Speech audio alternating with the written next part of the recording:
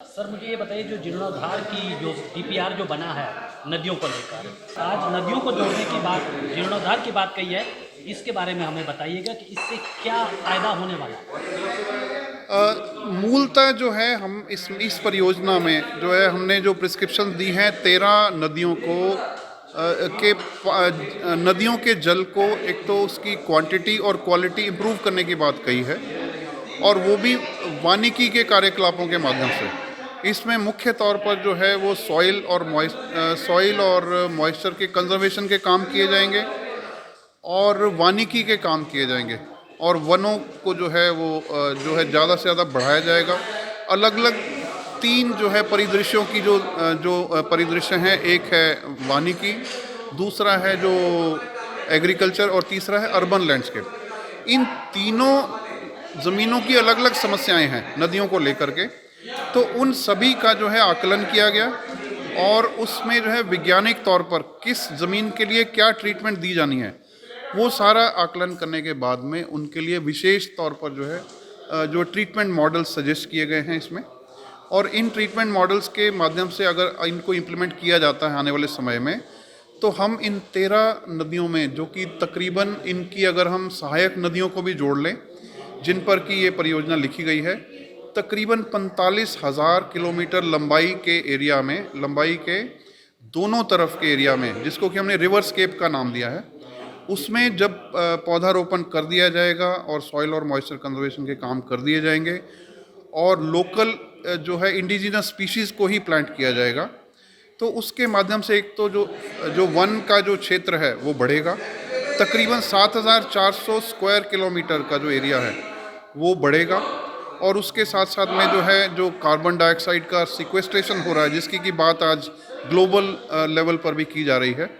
तो इन कार्यकलापों से हमें उसको जो है उसका भी लाभ मिलेगा। साथ साथ में जो है पानी का रिचार्ज होगा, जो भूजल जो हमारे भंडार हैं उनमें जो है वनों के लगाने के बाद में पानी का जो है वो जमाव होगा, और साथ साथ जो है सिल्ट जो नदियों में बह कर के जा रही थी, पौधारोपण से उसमें रोक होगी। और साथ साथ में जो है जो जो वन पैदा होंगे उनसे आने वाले समय में जो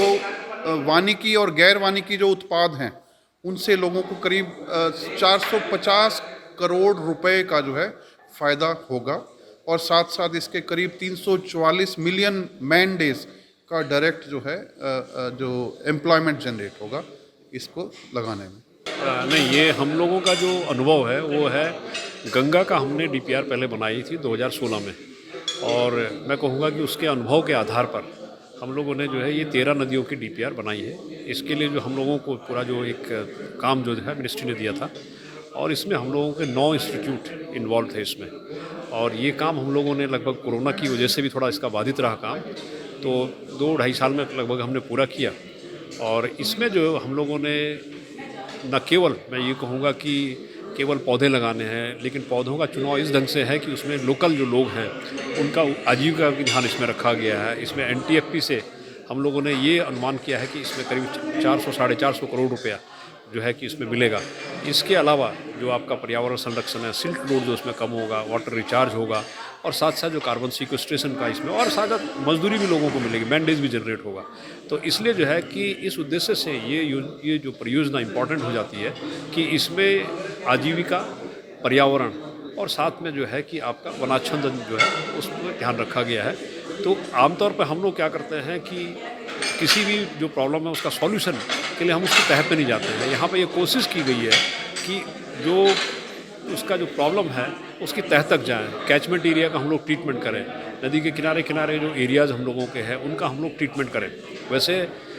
अधिक से अधिक जो हम लोगों का जितना भी जो ये प्रॉब्लम है, ये हुआ क्या है कि अगर हम फॉरेस्ट को देखें, फॉरेस्ट में आपका कंट्रीब्यूट ही करता है, लेकिन वहाँ भी ट्रीटमेंट की ज़रूरत है। लेकिन एग्रीकल्चर लैंड में या अर्बन जो हम लोगों का लैंडस्केप है, जहाँ से